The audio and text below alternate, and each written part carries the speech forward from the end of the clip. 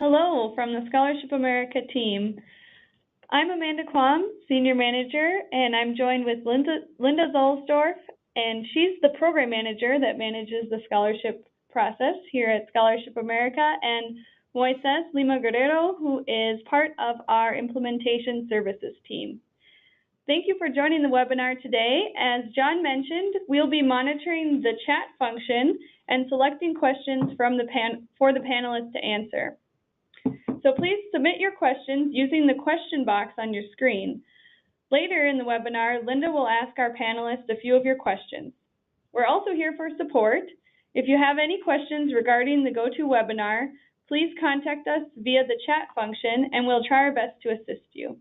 Also, at the end of the webinar, there is a quick survey. I believe it's only 4 questions, but we really appreciate your feedback, so please complete that when the webinar is finished.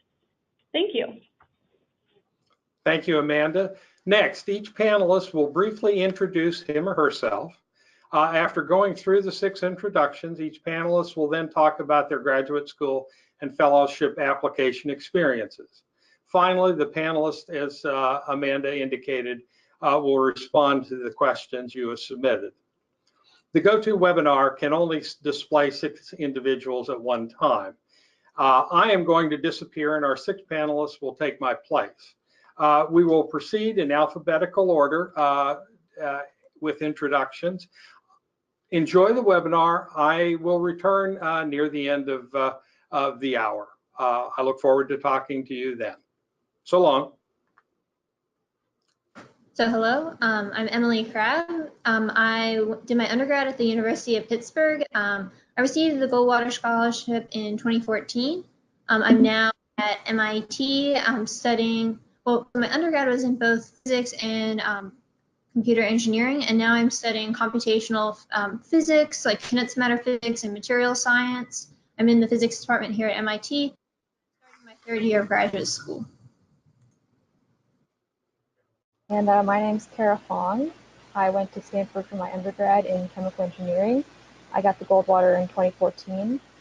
I then did a 1-year master's program at the University of Cambridge in material science on a Churchill scholarship. And now I'm starting the 2nd year of my PhD at Berkeley in chemical engineering. And I'm working on computational research of battery materials. My name is Tyler Heist. I'm a 4th year graduate student at Princeton University, studying computational biology, focusing on transcription regulation. I received the Goldwater Scholarship while I was an undergraduate at the University of Richmond in 2014, and I majored in biology and computer science. Hi, I'm Ryan Limbacher. I received the Goldwater Scholarship in 2014. I did my undergraduate at the University of Kansas studying chemistry. And I'm now in the end of my 3rd year in the PhD at the University of Cambridge, studying protein misfolding and aggregation related to neurodegenerative disease. I appear to be having some technical difficulties right now, but my name is Sarah Wren. I did my undergraduate at Boise State University in chemistry. I won the Goldwater in 2014, and now I am in my 3rd year of my chemistry PhD at Rice University. Hi, my name is Jonathan Sens, and I did my undergraduate at the University of Dayton, where I majored in biology and biochemistry. I was awarded the Goldwater Scholar back in 2015, and now I'm a 3rd year graduate student at the Mayo Clinic, focusing in neuroscience. So now I'll give a kind of like a brief overview of my grad school path. So I took 5 years to do undergrad because I did both physics and computer engineering, so I got a dual degree. And in my last year, I applied to 12 graduate schools. So I didn't really know what to expect. I had a friend the year before who'd also received the Goldwater, and I saw what schools he got into, so that kind of guided my decisions a little bit. But I applied to a lot of schools. I also, in physics, you have to take the physics GRE, so I took that several times, as well as the regular GRE once. Then, let's see, I also applied to several of the graduate school fellowships, the NSF's big fellowship, the NDSCG from the Department of Defense, the Computational Science Graduate Fellowship from the Department of Energy, and then the Hertz Fellowship. and I received 3 of those. I didn't get the Hertz, but I decided to take the Computational Science Graduate Fellowship from the Department of Energy. So it's something I would definitely encourage people to look at if they're into computational work of any sort, like in any field. But then I got into, I believe, 10 of the graduate schools I applied to. So I obviously didn't visit all of them. That would have taken too long. Some of it, like I went by ranking to some extent. I wanted to go to a better school if I got into a better school. But I also went by like where I wanted to live a little bit, but also just how many professors were around to meet with you during visiting weekend and how many people I could see myself working for. You never know what's going to happen if a professor's going to leave or whatever. So I didn't want to go to any school that was had less than 2 professors at least that I could see myself working for. And I felt like MIT was very good, like computationally, because there's many physics professors even outside the physics department. So I'm actually working for a material science professor. And they're very flexible about that. They're also flexible about you working at Harvard or vice versa if you were at Harvard and you wanted to work at MIT. So, and I also like the city environment. So that's kind of how I chose going to MIT. Physics, you don't often choose a professor, at least for computationalists or theorists. So I didn't know who I was going to work for when I came here, but I think experimentalists often do, which maybe some other people can speak more to. So that's kind of my summary of how I got to MIT and like decided to go to graduate school here. All right, my turn. So I'm just going to give some 3 brief pieces of advice on some of the main stages of transitioning from undergrad to grad school and the applications and things. So first, when it comes to the applications, I think my biggest piece of advice is to just ask as many people as possible for feedback on your applications. So especially try to find grad students who got into the schools you're going to or what are the fellowships that you're going for. I actually found this a little bit intimidating because I'm kind of shy and I didn't really feel like I knew that many grad students, but it really makes a big difference. And I think you'll be pleasantly surprised as to how willing people are to help you, even if you don't feel like you know them, just because they've all gone through this process and they know how stressful it is.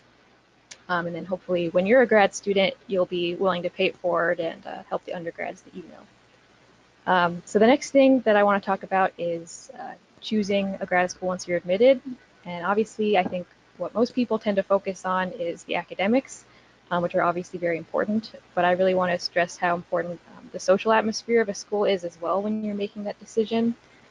So the 2 schools that I had kind of narrowed it down to, I felt like one was a slightly better fit academically, so I felt a little bit better about the research that was going on there, more excited about that, whereas I felt like the other school was a little bit of a better fit socially, so I thought that I got along better with the people, and I thought that they were generally a little bit happier and more relaxed.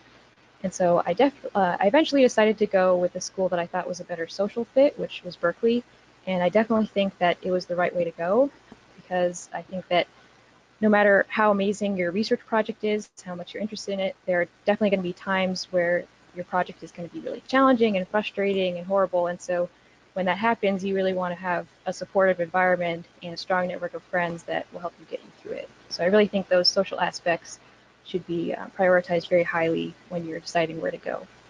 I think that PhD students are often portrayed as really stressed and overworked, but it doesn't have to be that way, especially from the very beginning you choose to prioritize healthy work life when you are making your decision. And so I also want to talk about just briefly choosing your research topic or your advisor once you've decided on a specific school. So my path was a little bit unique in that I'm now doing some research in something that's very drastically different from what I did as an undergrad.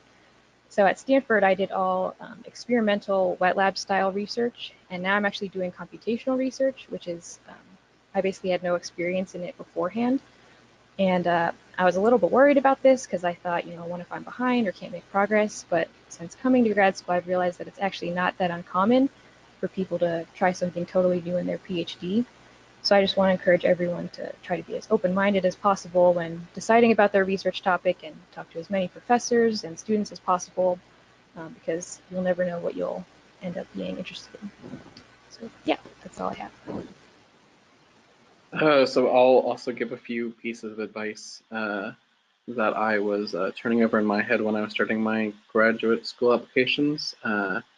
The first is that like my field is a hybrid between, and it sounds like that's a common theme-ish, as a hybrid between computer science and biology, and going into applying for programs that merge those two, I think it's very important to research the program very thoroughly and find out like what the structure of the program is.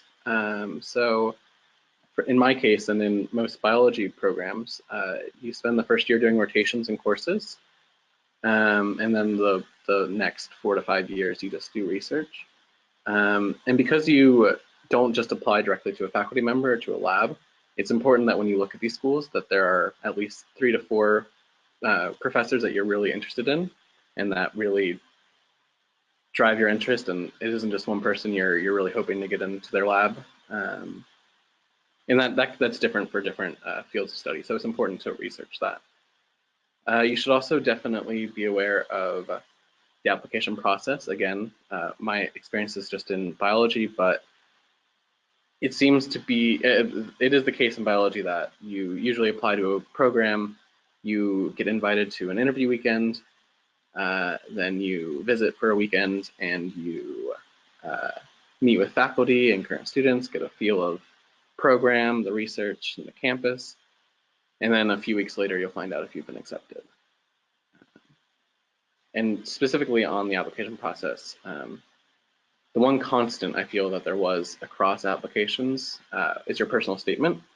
And the personal statement is kind of your opportunity to summarize your past research experiences and relate it to what you hope to do in graduate school, at least to some small degree.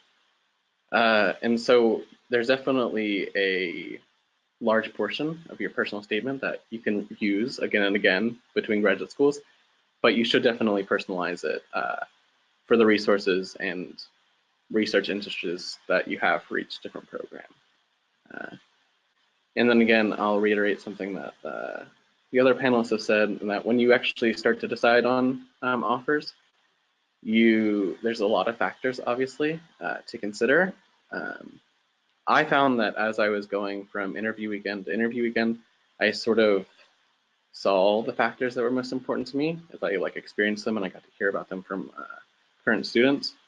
And so that made it very easy at the end to objectively look at the schools and think about, do I want to live there? Are there faculty that I'm interested in? Do the students look like it's a good place to live? Yeah, I guess that's everything I have. Hi, can you hear me? I've been having some difficulties with the sound. Hopefully, yeah, perfect. So I'm Ryan, I'm studying at the University of Cambridge, and I'm in the 3rd year of my PhD, as we mentioned at the beginning.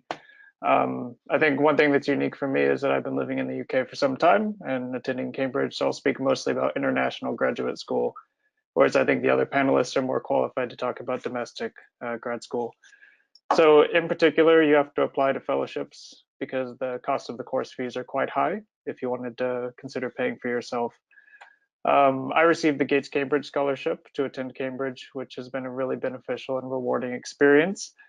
The application has just opened in September, and their applications are due in October, so you still have about 1 month to fill this out. As Kara said, I think one of the most important things is to find a qualified mentor or advisor who can carefully go through your applications, your essays, and additionally write a strong letter of recommendation. So in particular for the Gates Cambridge Scholarship, but I think this is ubiquitous to all scholarships, is that your application and your essay should be really focused for the goals of the program or the goals of the fellowship. So in the case of the Gates Cambridge Scholarship, they base it on 4 criteria, which they define as intellectual ability, leadership potential, commitment to improving the lives of others, and how you will fit at Cambridge, both in your past experiences and your future ambitions. And by specifically addressing these points, you can enable a much more successful application than being broad. In particular, I was extremely fortunate to have a close mentor in my chemistry department who went through almost every application, every essay with me. And I think this is paramount to having success, because at the beginning or at the end of your undergraduate, you really don't have as much research writing experience, especially relative to a very successful professor like I was fortunate enough to have. Also, it's very important to seek out multiple strong reference letters, not just from one or two. So hopefully you've had good experiences in your coursework and you can rely on these faculty to support your application. In particular, for studying in the United Kingdom, the master's degrees tend to be MPhil's 1-year degrees. The PhDs tend to be, as also called PhDs, 3 years in length. This is the minimum, with the maximum generally being 4 years, and you're not able to overrun, so you must finish in that 4-year period. It's really important in this case to identify labs and potential research mentors early, because unlike in the United States system where you have rotations and experiences in the first couple of years, or months rather, you start immediately on a specific research project with a specific mentor. So it's important to identify these people early before you finish your application so that you know where you'll go if you are successful. But I think in general, just trying to stress your fit and your aims and how they align with the fellowship that you're interested in applying to is very, very important. In particular for the Gates Cambridge, if anyone has specific questions on it, either during the panel or afterwards, please feel free to contact me. But it's a really wonderful program that tries to support both physical sciences and humanities doctoral programs and master's degrees. And it's really a really nice cohort of students, and the support network there is extremely good. You have to apply early and consider things like visas, but generally if you're successful, your fellowship program will help you out with this. Some other small differences are that they run on the trimester system, so there's a longer summer holiday. But it's much more focused on your research project. There's no coursework generally, and there's no teaching responsibilities generally, while there are opportunities to do both of those endeavors during school. But you really have to hit the ground running because you only have 3 to 4 years to complete your degree. And the last thing I wanted to say was also to reiterate something that Kara said. It's okay to switch fields entirely. I focused on electrochemistry during my undergraduate, and now I do protein aggregation. And the skills that you learn in the lab will transfer, but it's okay to switch fields. It's really not something that will be detrimental to your success. And the other really important thing is once you arrive to try to find mentors in addition to your supervisor who can help you with the day-to-day activities, because this will really enable a successful degree in my opinion. Yeah, I would just say try to start early and have as much advice as you can possibly obtain, especially from close mentors. And if there are any particular questions, either now or afterwards, please feel free to contact me about the international study. Hi, everybody. I guess I'll start off by piggybacking off of what Ryan was talking about and making sure that when you're applying for some sort of external funding, you're really speaking to sort of the goals of the program itself. I know that if there's a lot of you applying for STEM PhD programs specifically, you'll probably look at applying for the NSF Graduate Research Fellowship if you haven't already. They have sort of like 2 areas that are really important to address on your application, one being the intellectual merit of the research proposal that you submit, but the other one, and this is a little bit harder, is the broader impacts. And so I know through going through the application process, because I applied for the NSF and won in 2016, it's really important to address broader impacts outside of the direct applications of your research. So it's really good on the application if you have some sort of service work that you've done, if you're interested in education or founding any type of service sort of club or something like that. You know, it's not required, but that's a really important part of the application that I feel like tends to pale in comparison to the rest of the application. So that's just an important thing from my experience, that a lot of people just tend to focus more on the research, and the NSF is about more than that. I guess I'll just cover kind of what my application experience was like. I applied to a few different schools, but I really made sure to apply to a few safe schools that I was pretty confident I was going to get admitted to. I picked a couple of middle schools that I wasn't sure, but that I knew I would like to go to. And then I picked a couple of reach schools that these are like top tier programs. I might be able to get in, just so that you have a diverse portfolio when decisions come back, and you don't sell yourself short by applying to schools that not applying to schools you don't think you can get into, but you also don't set yourself up. If you're only applying for those really top tier universities, you want some backup plans just in case. So I think that that's really important. And then if you get into a lot of them, then you have a lot to choose from. I wanted to piggyback off of what Kara said. You know, grad school is definitely a difficult experience. You're going to be frustrated with your project. Things aren't always going to work the way you want them to. And so it's really important to focus on, you want to set yourself up to have a good environment to be in when you are frustrated. So you want to go to a school that you feel comfortable with. You want to live in a city that you feel comfortable being in, and you want to be able to get along with the grad students that are there and get along well with the department administration. You just want to feel like it's a really good fit for you before deciding where to go. And that might not always align with a school that has the best program, but it might. Let's see. I think that it's also important, and a couple of panelists have already mentioned, to realize that it's actually probably encouraged to go into an area that you didn't work in as an undergrad in your research. But it's also not the end of the world if the lab that you join isn't the lab you end up staying in. I know a lot of students at a lot of different schools that have joined labs and then they end up switching later because the lab culture isn't really what they wanted, or the advising style of their mentor doesn't agree with theirs, and it likely won't set you back. So I actually switched labs and it didn't set me back at all, and I'm really happy with my new advisor. And so if anybody has any questions about that, please feel free to ask me either here or later. I'll be on the Slack workspace. And I think that's all. All right, so I don't have a ton of things to add on to what the other panelists have already said, other than a few things. I think of note, yes, there are many different fellowship opportunities that you can apply for either right before graduate school or immediately as you get into graduate school, such as the NSF's award. However, especially within the United States, there's many different funding opportunities, especially if you're going into the biomedical science realm. For example, you have the NRSA or the F31 that people can apply for, as well as many other different funding opportunities provided by different foundations, such as the American Heart Association. So if you're unable to get any of these fellowships immediately as you enter graduate school, don't feel bad, and then just try again as you progress through your science career, just to really improve upon your science writing, so on and so forth. And I guess I have a slightly different background, it seems, than the other panelists, in that when I first went into undergraduate,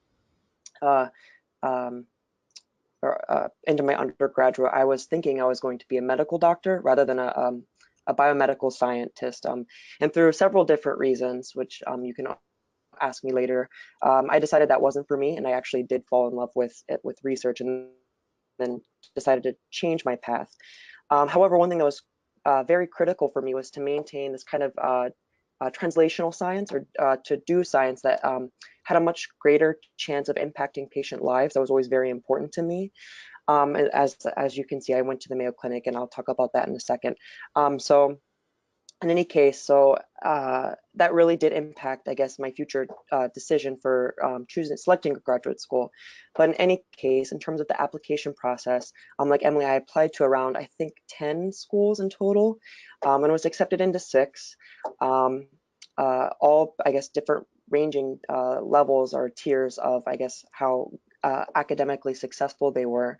But as many of the panelists have already said, don't strictly base your decision as to where you go to school based solely on, I guess, kind of their ranking, because that may not be the best fit for you. In particular, I wanted to, again, as I said, pick somewhere that was going to be very translational, or that is doing very translational research, and that is something that I found with Mayo Clinic, and that's why I ultimately decided to go. I would say, as being in a very small program, each year the neuroscience department only selects, I believe, 4 people to join the program. Don't let that alter your decision either. We all have different needs for social interaction. And so I have met very good friends here. So don't let size of program also dictate where you go. And piggybacking off of mentor selection, as with many different graduate schools in the United States, we have a rotation as well.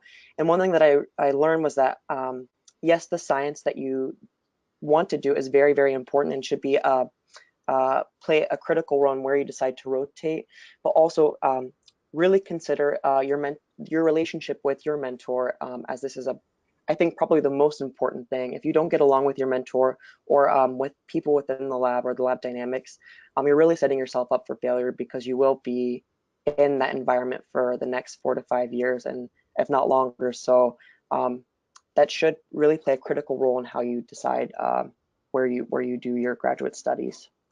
And I think that's it for me.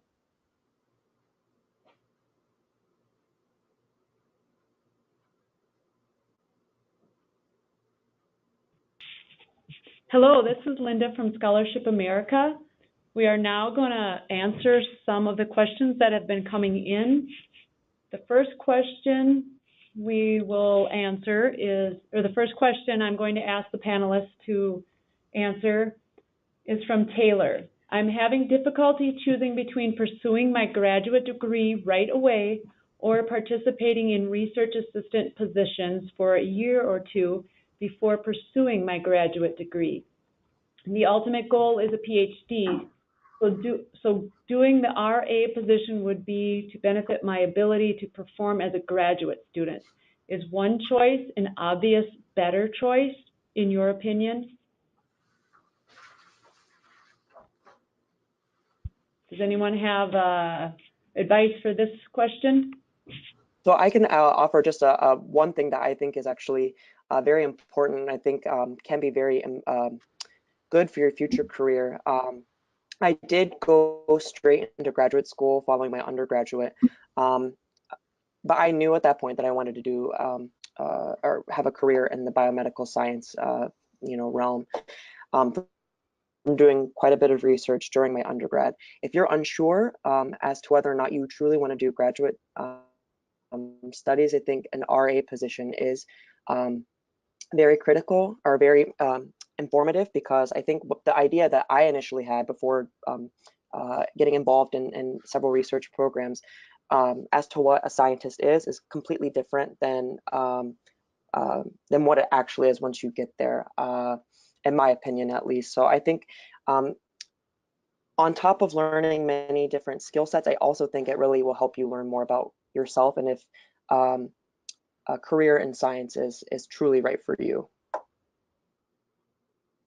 I guess I can add to that. I think that that's a great point. I also think that if you are for sure that you want to go to graduate school, you want to get that PhD, I think if a fear of not having the lab skills that you need is holding you back, I don't think that that should be a huge concern, because when you get to your program and you join your lab, you're likely going to have a grad student mentor or a postdoc mentor that kind of brings you up to speed. And often if you don't join a project that you have experience with before, a lot of the experiments that you do will be very different from the skills that you already know. So I don't think that you should let a fear of not having or not already knowing the skills hold you back, because that'll come with time.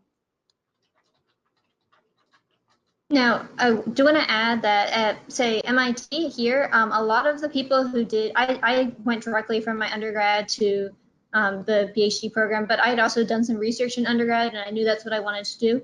But at MIT, I feel like most of the people who took a year off and did research, most of them did it either because they wanted to go live in a different part of the world for a year, like they went to Australia or Europe or something, or they were foreigners who came to the US for a year and often worked at MIT or another kind of prestigious US school, and that gave them a reference letter to help their application here. Now, if you've already done research in undergrad and you already have like a good reference letter, it's probably not nearly as important as someone who's from, say, some school in Europe or Asia, and they don't have any like US reference. I think that is like a major reason students do it, but I would assume everyone here like has U.S. reference letters, but maybe you don't have research reference letters. So if the name of the school is important to you, that is one reason people take a year to do research somewhere.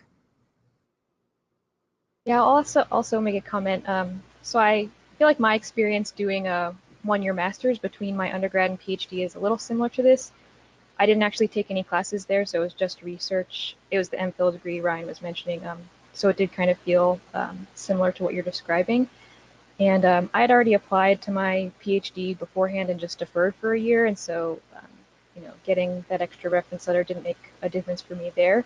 But I think that there was a lot of personal growth that happened, and I think that after I ended my undergrad senior year, I was really burnt out and stressed, and kind of going to a different place and doing something new and treating it more like a job than school really helped shift my perspective on work-life balance, and I think that made me a lot happier when I started my PhD. And I wouldn't say that it put me way ahead of my peers in my PhD cohort, or it doesn't feel weird like being a year older or anything, but I think that if you are looking for a new experience to just kind of grow personally, then that would be a great opportunity. Okay, thank you for your answers, panelists. For the sake of time, we're going to move on to the next question. So the next question is, how do you balance schoolwork, graduate school applications, grant applications, and taking the GRE? Anyone have advice on that? Well, for one, I would say the regular GRE you should take early. It's pretty basic math. If you're a native English speaker, the reading section will probably not be that hard for you, or the writing section. You should probably, I bought a prep book and did the prep book. You can take classes, but you should probably, ideally you should do that early. It's a lot of places it's offered all the time. Like my school had a GRE center and you could do it like every day of the week almost. You just signed up and took it. So there's no reason to push that off. You should just get that out of the way. And it's like for like the physics programs, all they care is that your math score is decent and your reading and writing scores aren't atrocious, just to show you can speak English. They really don't care that much. Now, if you're in a field that has a specialty test like physics, you do need to pay a little more attention to that, though again, it's usually not that important at most schools, but you should plan that, because physics, it's only offered 3 times a year, and it can sell out at some locations, like they'll fill up all the seats, so you definitely need to plan that. But I would say like you can take the regular GRE just over the summer. Physics GRE, you can also take it like as early as you want, but then just, I would say the fall semester of your last year, I would say the most important thing is really the grad school applications. You don't want to fail your classes, but the grad school applications and the fellowship applications are really what you should spend as much time as possible on. You can just get them done early, get them out of the way before, don't leave them till like November, December, when you're starting to take like finals and things.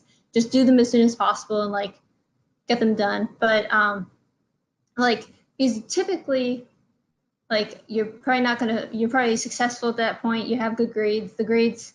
So it's okay if the grades slip a little bit, as long as you it's more important to write a good application for your grad school.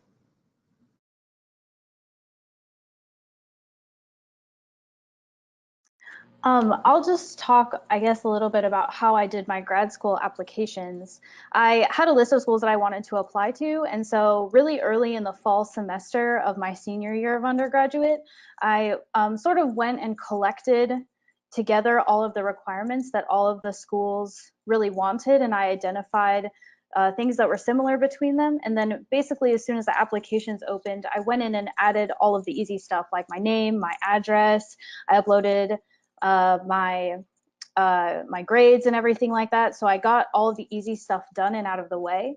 And then I really focused at that point on writing my personal statement, which I think probably takes the longest amount of time. And it's probably what you should devote a lot of your time to.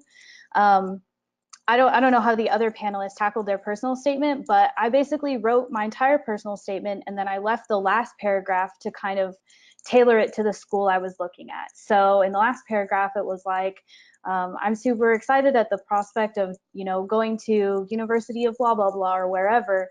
And I mentioned specific faculty members that I was interested in and how their research tailored to my interests. And that doesn't mean that you have to like join those faculty members' labs or anything, but then it allows you to basically write one blanket personal statement that you submit to all the schools, and it takes like 10 minutes to sort of personalize them to each school that you're going to send them to. And then I applied for all of the schools basically at the same time, and just got it out of the way really early in the semester. So I'll add two things. The first being that, at least in my field, the GRE requirement is kind of going away. There are, and this is in biology again, there are at least like 50 schools that have signed this agreement to get rid of the GRE requirement. And it seems to be a lot of schools are signing it. So at least in biology, I don't know how much longer you're gonna have to worry about that. And no schools in biology really require a subject-specific test. The second thing that I'll add is that another important thing to think about balancing is in the spring, once you have all these interview weekends, fitting that around your course schedule. And so I was lucky enough that I was able to fit my course schedule so that I didn't have any Friday classes, and that made it very easy. But although you should definitely consider that as you move into your senior spring. Either try not to have Friday or Thursday classes, or at least like have them with faculty that that will understand this.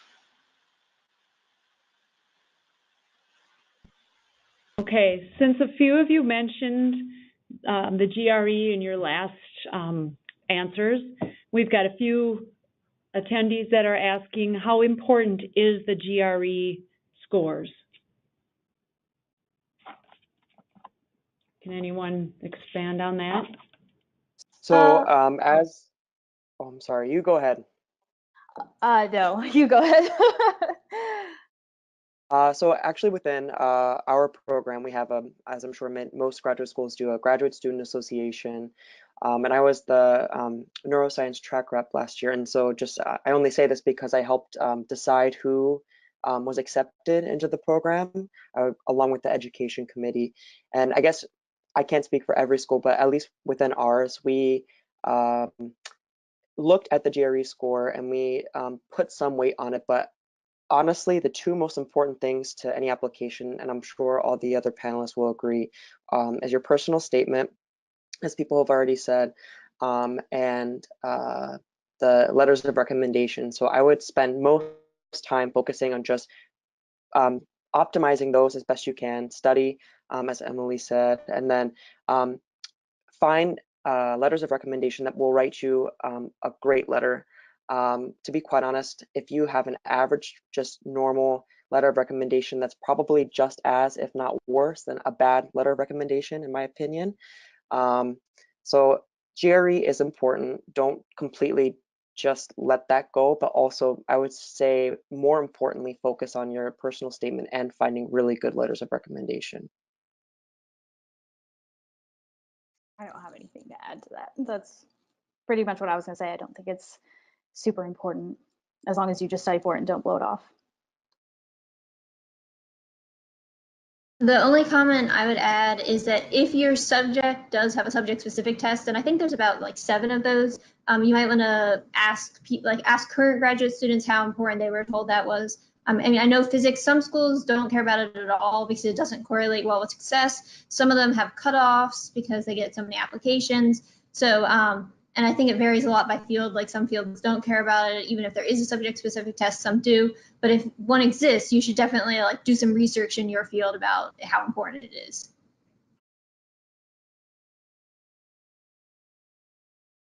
Okay, and we've got another question. Thank you again for your answers. Many of the panelists mentioned that you applied to REACH and safety schools. Did you research and or reach out to the professors prior to applying, and how important is that?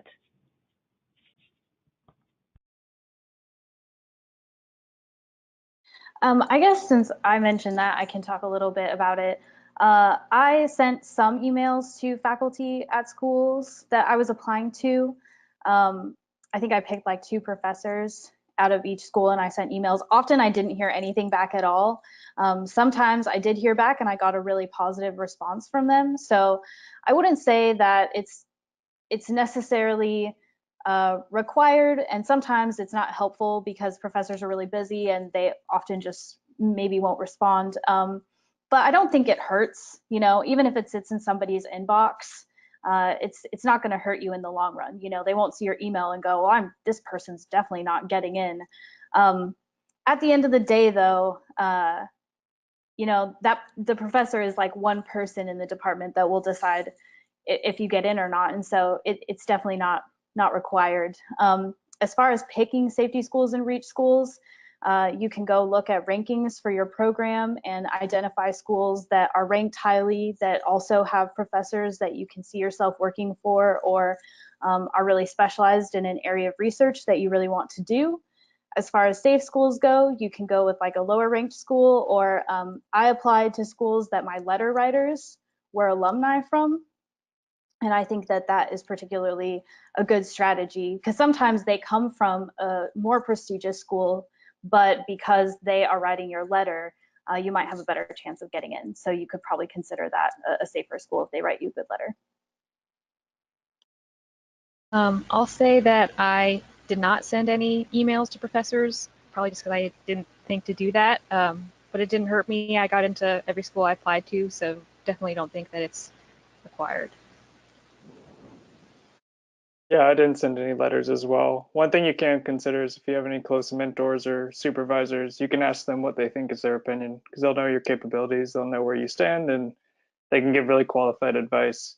One thing I would consider is if you're considering the UK applications, it's very helpful for the applications to have a lab that you will join if you're successful. So in this case, I would strongly suggest you reach out to someone who you're interested in working with and trying to get something confirmed prior to your application. Okay, thank you again. We've got a couple other questions coming in regarding a gap year and when you would advise them to apply. Did any of you take a gap year or know anything about that? Yeah, so my master's thing wasn't like quite a gap year, but it was kind of similar. So what I did was I applied for all of my grad schools and all of my fellowships my senior year. And then when I got the Churchill, I deferred from my PhD programs. And there were some other Churchill scholars my year who didn't do that and only applied for the international fellowships when they were a senior in undergrad. And then during their Churchill year, they applied for their PhD. So you can do it either way. I think it's nice to kind of get it all over with, because you don't know if you're going to like find something really good in your gap year, and you don't want to take that risk. Most schools are pretty okay with deferring. It's not like a huge bureaucratic obstacle. So I would recommend applying for everything senior year of undergrad.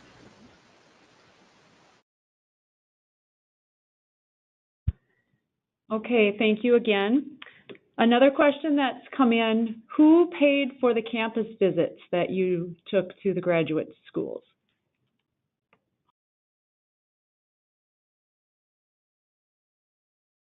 So in my case, my case, pretty much I think all the schools paid almost all the costs. I think some of the California schools had a cap on the airfare they were willing to reimburse, but I think all the schools I visited pretty much, some of them directly had like a travel agent that booked everything, but they definitely provided all the housing and most, if not all, of the travel costs. But for us, we don't have interviews. We just have like acceptance visit weekends. So fewer people come and visit. So I don't know how it is in other fields. When I was applying, most schools had a coordinator or a travel agent that you book your travel through, and they'd do your hotels and everything. For some schools, you'd have to do everything yourself, and then they would reimburse you a few weeks later. But in every case, it was eventually paid for. Thank you again. Can any of you explain the difference between between graduate school and undergraduate school? More of your experience with the undergraduate school versus graduate school?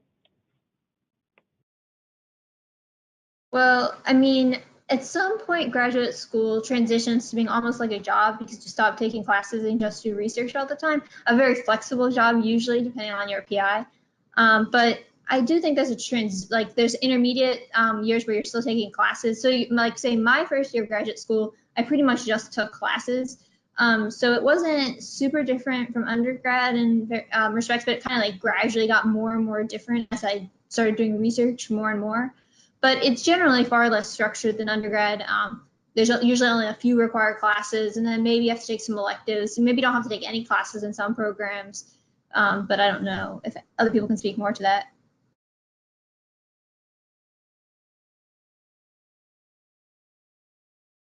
Yeah, so my situation might be slightly different than the other panelists, but we have no required coursework in my program. So you come to the lab every day, it's on you to get the research done. You have a lot of support from your peers and from your supervisor, but it feels a bit more like a job than it does like school, as undergraduate did.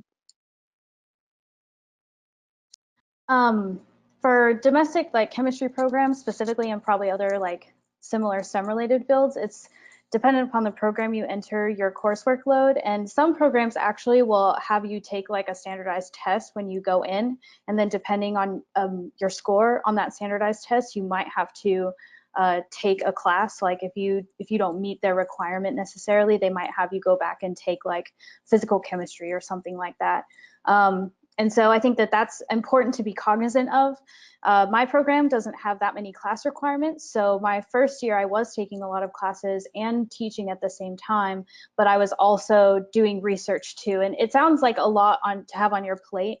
I think the culture where I go to school is more research focused. So you definitely don't want to shirk your classes. You want to show up and try your best. But at the end of the day, if it's versus doing like a reading assignment or doing an experiment, I think both the professor that you're taking the class with and your PI will say, do the experiment. So it's definitely different from undergrad in that regard. It's much less class focused. Yeah, I agree. I think when you take classes in grad school, usually it's because you want to learn the material and they're not, a lot of times they're not required and you just go because you think it's relevant and interesting to you. I also think one of the biggest differences is how you interact with professors. You talk to them more like they're your colleagues and your equals, whereas undergrad, I feel like there was more of a power dynamic, and I think I don't know, I feel like it's a more fun culture to be in than in undergrad, where you kind of just as only a student. Okay, thank you again. The next question is from Rose. How did you write your essays to express your interest in switching fields, such as from experimental to computational work? Yeah, so I actually didn't. So I decided that I wanted to switch to computational sort of after my year in Cambridge and when I started my PhD. And so I wrote my essays about actually what I was doing in my undergrad. And so I don't think that I'm exactly the right person to answer this question, but maybe someone else. To apply for fellowships prior to going to graduate school. Okay. Okay, thank you. We got another question. How important is it to apply for fellowship prior to graduate school? I guess I can talk about this since I applied for the NSF when I was still an undergrad. I think it depends on the exact funding source that you're applying to. You want to make sure that you're a strong candidate. Often, I don't know about some of the other fellowships in some other fields, but I know that NSF is a really big one for STEM, and you actually have only a specific number of years that you can apply. It used to be 3, but now it's 2.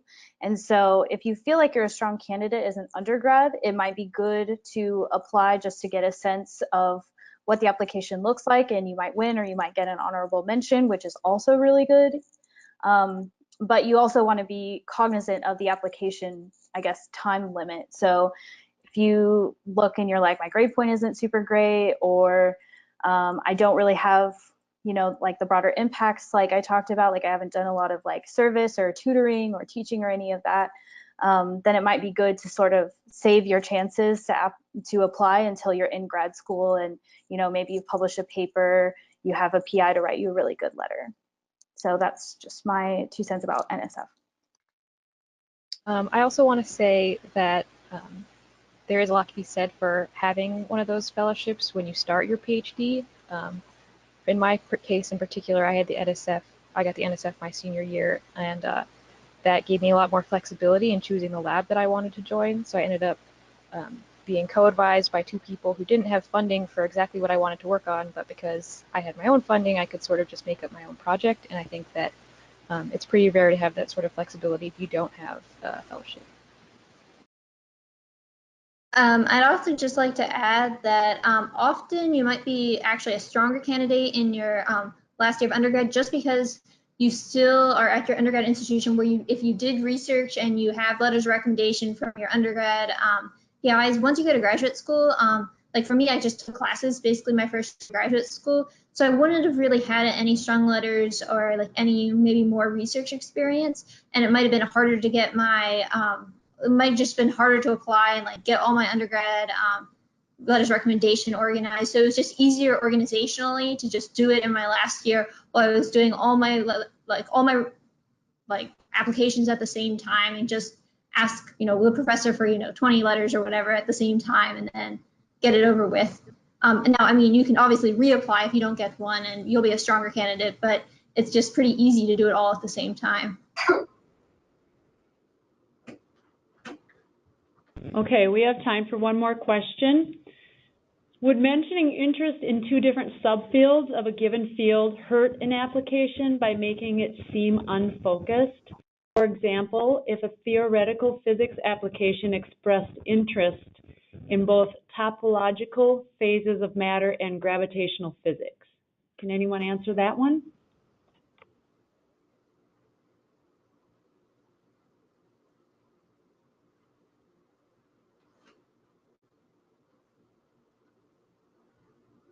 I would say that, oh, sorry, go ahead, Tyler. So I can't talk to the physics example, but when I was filling out my personal statements, they were, to use the same word, quite unfocused, I guess, in that I knew that I wanted to work at the interface of computational science and biology, but I didn't really know what that looked like. There were a few labs I was interested in working on immunology and some labs that were all biochemistry. I was very honest with, for each institution, what labs I was most interested in and why. I didn't go in dead set on what I want to work on now or what I am working on now. I was just going to say that I don't think it really matters in your personal statement whether you say you're really interested in 1 or 2 different things. I think you're not going to be beholden to what you put in your personal statement. They're not going to evaluate you, based on your area of interest. They're going to evaluate you based on like your GPA, your letters of recommendation, all of this other stuff. So while they will probably look and see what area of research you're interested in, I don't think, it's necessarily important to worry a lot about what you put in there. So it might be good to just pick one and then know that you're not going to be there when you show up and you want to work on the other one. They're not going to be like, well, you can't, as far as I know. Yeah, I would just add. Sorry, go ahead. Oh, sorry. You can go ahead. I would just say something about like physics. So like at MIT specifically, they first have someone read all the applications and like screen out half of them, but then they divide by subfields, but they're pretty broad subfields. Like astrophysics is an entire subfield, condensed matter theory is an entire subfield, and then those professors get some stack of applications. So if you're interested in 2 completely different subfields, that might be confusing for some schools in physics at least. But if you're interested in like multiple things within condensed matter theory, like that is definitely not something that would really hurt your application, I don't think. Yeah, I was just going to say that one thing that I think looks good in applications is sort of a sense of continuity between what you've done, what you want to do in grad school, and what you want to do in your life for your career. And so I think it doesn't matter if there are multiple things, but I think it's nice to like tie it in, say like, oh, I did this research with this professor and that's why I want to do this, or I, took a class on this and inspired me to do this, and that's all related to what I want to do in my life. Just like tied into a narrative so that, you know, it doesn't just seem like you're randomly choosing different things.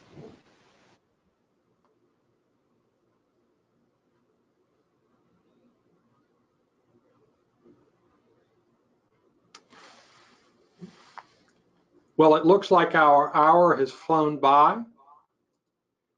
I would very much like to thank our 6 panelists for some excellent insights on the graduate school application process, the process for applying for fellowships, and also on what you should look for beyond just your lab experience about living in graduate school for the next 4 or 5 years. So the insights were quite relevant.